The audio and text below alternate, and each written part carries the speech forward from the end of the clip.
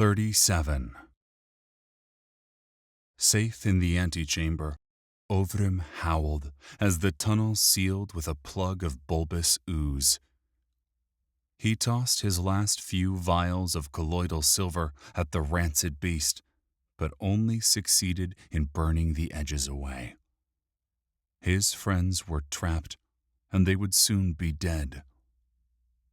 Then, a glow began to rise deep inside the tunnel, and the ooze bubbled and boiled off like water sputtering off a newly forged sword. Rancid steam and bits of burning ooze erupted from the tunnel like overshaken champagne, and Ovrim dove aside. Inside the tunnel, the world went quiet as the ooze enveloped Gryph. He was in agony, but his outstretched arm found Wick. He found the gnome's head and cradled it in his arms. Gryph then drew every ounce of mana he could from deep inside of him. When it had built up in his mind close to bursting, Gryph fed it into his breastplate and ordered it to explode. The burning stopped instantly as the healing light ravaged the black ooze, burning it away like the desert sun to spilt water. Gryph could hear a deep rumble and a splintering of stone as the black ooze tried to force too much of itself into too small a space, desperate to get away from the scalding light. Gryph opened his eyes as the healing warmth of the light eased his pain. He looked down on Wick, who was inhaling deep, ragged breaths. He was alive, but only just. His blue hair was shorn by the deadly acid, and his skin was raw and blistered. Gryph upended a health potion into Wick's mouth, again amazed at the healing powers of the realms. A moment later, he heard Ovrim's voice. "Keep a hold of him. I got you both." Gryph gripped both arms around Wick's child-sized body and cradled him, as Ovrim's strong arms pulled them both into the light and airiness of the cavern beyond the tunnel. Wick was alive, but unconscious. As Ovrim tended to him, Gryph downed another health potion. The warmth flowed through him, eased his pain, and smoothed out the acid burns that covered much of his exposed flesh. Ovrim carried Wick and led them to another tunnel at the opposite end of the small chamber. "The ooze shouldn't be able to get past the vein of silver, but I'd rather not test that theory." "Seems rather convenient," Gryph said. "A silver vein in exactly the right place to keep that monster at bay." "It is no accident, friend. It is the will of the Barrow," Ovrim said, as if that explained anything. They moved through the tunnel and came to what appeared to be a dead end. A slab of granite blocked the way forward. Ovrim nodded to a small lever. Gryph eyed it a moment before turning it. A grinding of stone on stone rose as the slab of stone eased aside on a well-oiled track. "What do you mean, the will of the Barrow? You act as if this place is alive." "It is," Ovrim said as he slipped through the opening left in the wake of the grinding slab. He eased Wick down and checked on him again. "I don't understand.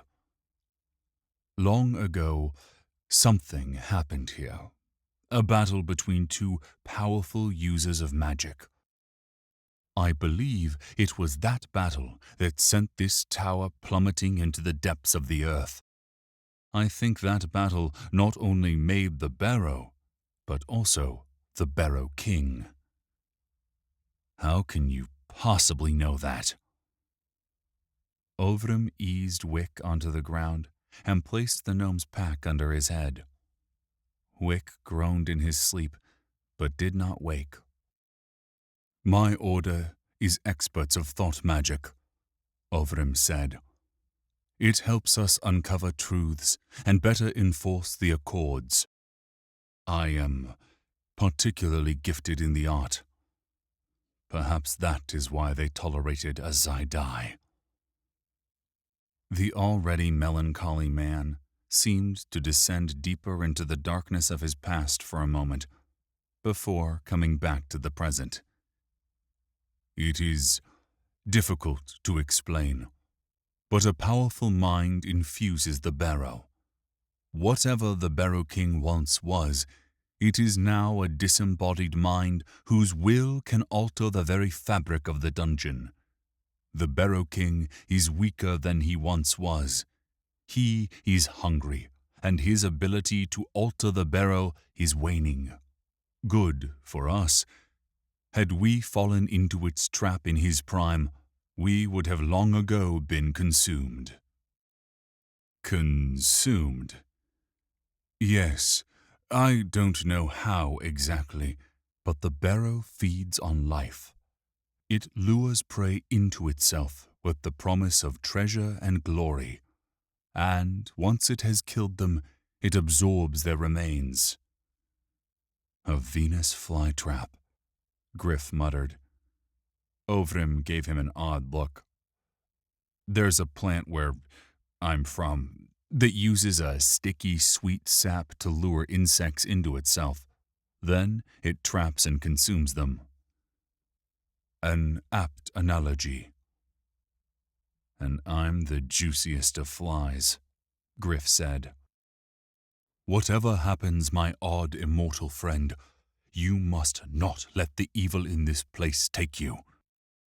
Ovrim locked eyes with Gryph, and he knew that to prevent the Barrow King from attaining the Godhead, the adjudicator would kill him again and again. Rest if you can. Wick will be unconscious for a few more hours. Gryph nodded and glanced around the small chamber for a place to lie down. Near the far wall was a small alcove covered in worn runes. Curiosity tugged at Gryph, and he walked to the niche. The runes were too faded to make out, but the spot had the feel of an ancient altar. There was something warm and inviting about the spot, and before he realized it, Gryph had placed his hands on the small altar. A prompt floated into his vision. Respawn point discovered. You have discovered a nexus of power that can be designated as a respawn point. Do you wish to change your respawn point to this location? Gryph jumped back in alarm. He already knew that he was functionally immortal, but having his ability to return from death so casually tossed in his face was jarring. He let his heart rate cool and then placed his hands back on the altar. Do you wish to change your respawn location to this respawn point? Gryph toggled the yes icon. At the very least, if he died again, he wouldn't have to traverse the pit of horrors where the black ooze lived. A pulse of warmth flowed from the altar through his arms and into his body. The warmth was relaxing, and Gryph found his mind eased somewhat. Congratulations, you have changed your respawn point. Gryph tried not to dwell on the casual nature the game dealt with death. His eyes drifted over to Wick and Ovrim, and he knew that neither of his companions were blessed with the same gift. They had one life, which made them more precious. He was starting to wonder if he'd selected the right divine perk. What is the point of all this? Gryph thought to himself. Bryn's face popped into his head again.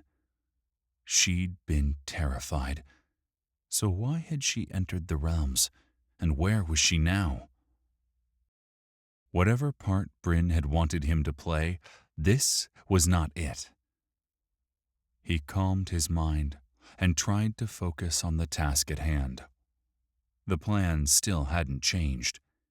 He needed to get out of the barrow. Only then could he find Bryn.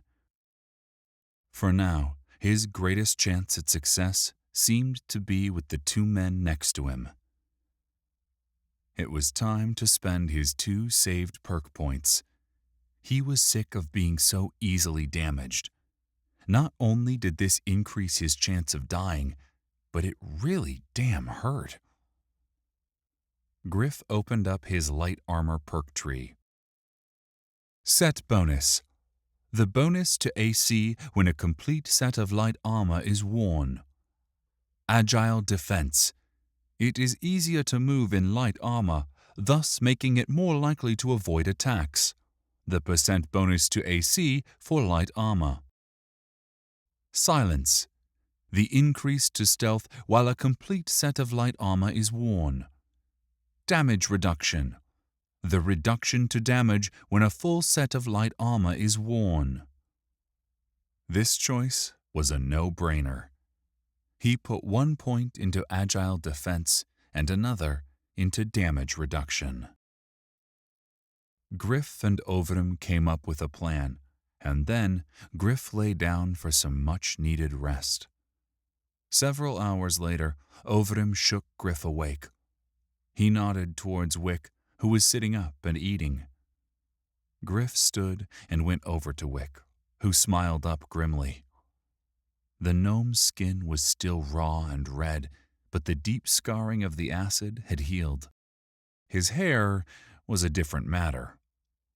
Gone were most of the long, flowing azure locks that had once graced the diminutive man's head. What remained reminded Gryph of the time 5-year-old Bryn had given my dolly a haircut. A mohawk, styled by a drunk blind man. But Wick's smile remained. You look good, Gryph said.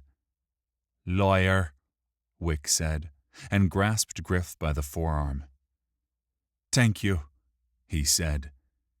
In answer, Gryph nodded. Gryph felt the strong grip on his arm. He saw the intense look in Wick's eyes and knew that the gnome was a true friend.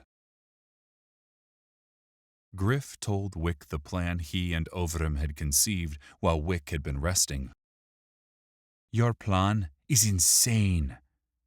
You have a better idea? The gnome thought for a moment before nodding his head no. Guess we go with insane. Overim helped Wick to his feet. Time to visit some old friends. The men geared up and walked to the secret door that kept this room hidden. They took a moment to ready themselves. Once they opened the door, they would be in the province of the Grey Company. Ready? The yellow man asked. Wick and Gryph nodded grimly. Overim eased his hand into a small crevice, and with a small click, the door eased open, exposing stone steps carved directly into the rock. They climbed the stairs and emerged into what appeared to be an ancient storeroom. Massive stone urns that likely once held the water supply when the barrow had been a tower lined the room. After they climbed out, Overim twisted an old faucet, and 2 halves of another ancient urn moved with a low, grinding noise. Gryph admired the handiwork as the secret passageway sealed itself shut, leaving no trace that this urn was any different from the rest of its brethren. I was wondering when you'd show up. A deep voice tinged with amusement and danger said, and a group of men wielding bows and swords emerged from the shadows.